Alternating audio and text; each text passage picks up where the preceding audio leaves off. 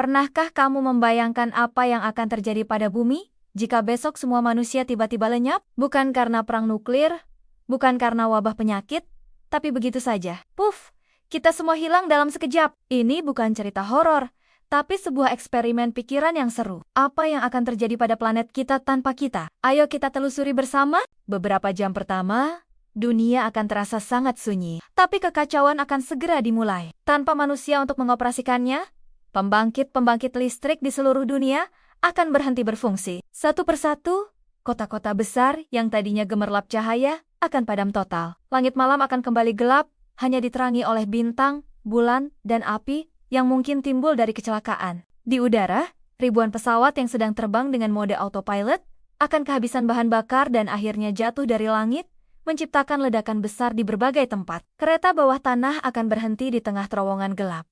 Dan jutaan mobil akan diam membisu di jalanan. Di dalam rumah-rumah, hewan peliharaan kita akan mulai panik, terjebak tanpa makanan dan air. Mereka akan mencari cara untuk keluar. Dalam beberapa hari, dunia tanpa manusia akan terasa sangat berbeda. Tanpa teknisi yang merawat, pompa air akan mati. Keran air di seluruh dunia akan berhenti mengalir. Listrik yang padam juga berarti tidak ada lagi AC, kulkas, atau server internet. Data digital yang kita kumpulkan selama berpuluh-puluh tahun akan lenyap selamanya saat server mati. Di kebun binatang, para penjaga tidak akan datang. Hewan-hewan yang kelaparan akan mulai mencari cara untuk kabur. Predator besar seperti singa dan harimau bisa jadi akan berkeliaran di jalanan kota yang kosong. Minggu-minggu berikutnya adalah tentang perjuangan bertahan hidup bagi hewan-hewan yang bergantung pada kita. Jutaan anjing, ras kecil, dan kucing rumahan mungkin tidak akan selamat. Tapi anjing-anjing yang lebih besar dan liar akan membentuk kelompok, berburu tikus, atau sisa makanan. Kucing akan kembali ke sifat alaminya sebagai pemburu yang tangguh. Sementara itu, miliaran hewan ternak seperti sapi, ayam, dan babi yang terkurung di peternakan akan menghadapi nasib tragis. Namun, bagi mereka yang berhasil bebas, dunia adalah padang rumput raksasa yang baru. Setelah 1 tahun, alam akan mulai mengambil alih kembali wilayahnya. Retakan-retakan kecil akan muncul di jalanan aspal.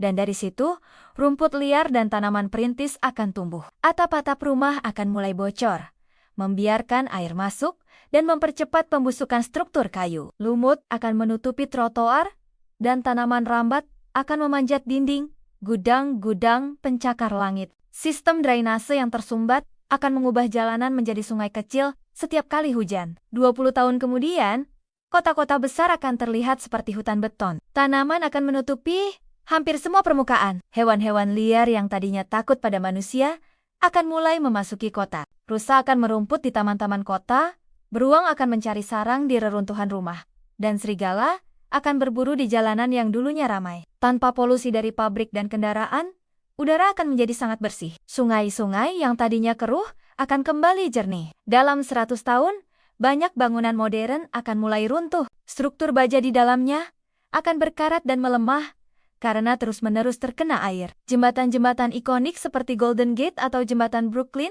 akan ambruk ke dalam air tanpa perawatan rutin. Rumah-rumah kayu akan sudah lama hancur, hanya menyisakan fondasi batunya. Kota-kota pesisir seperti Jakarta, Amsterdam, atau New Orleans akan terendam air laut saat sistem tanggul dan pompa air gagal total. Setelah 500 tahun, sebagian besar kota kita akan nyaris tidak dapat dikenali lagi. Hutan akan menelan hampir semuanya. Hanya sisa-sisa bangunan beton raksasa yang mungkin masih berdiri, tapi sudah ditutupi vegetasi tebal. Populasi hewan liar akan meledak. Spesies yang hampir punah di zaman kita, seperti badak atau harimau, akan kembali pulih jumlahnya secara drastis. Lautan pun akan pulih. Tanpa penangkapan ikan berlebihan dan polusi plastik, ekosistem laut akan kembali sehat dan beragam. Tapi, apakah semua jejak manusia akan hilang?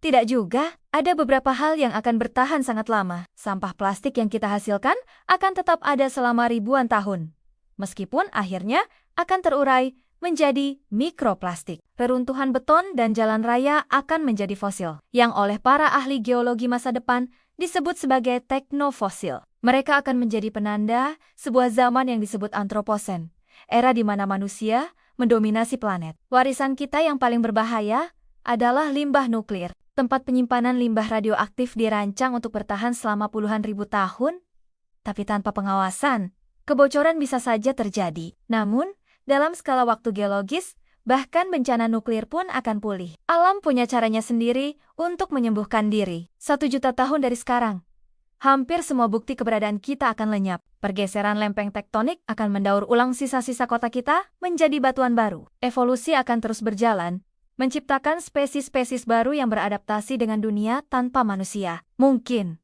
suatu saat nanti, spesies cerdas lain akan muncul dan menemukan lapisan tipis di bebatuan yang menandakan keberadaan kita. Kita hanya akan menjadi sebuah anomali singkat dalam sejarah panjang bumi yang berumur 4,5 miliar tahun. Eksperimen pikiran ini menunjukkan satu hal yang sangat jelas.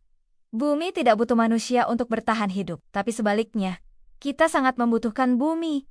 Melihat bagaimana alam bisa pulih dengan begitu cepat tanpa kita, seharusnya bukan membuat kita takut, tapi justru membuat kita berpikir. Kita punya kekuatan untuk merusak, tapi kita juga punya kekuatan untuk menjaga. Mari kita gunakan kekuatan itu untuk memastikan bahwa cerita ini tetap menjadi fiksi, bukan ramalan masa depan.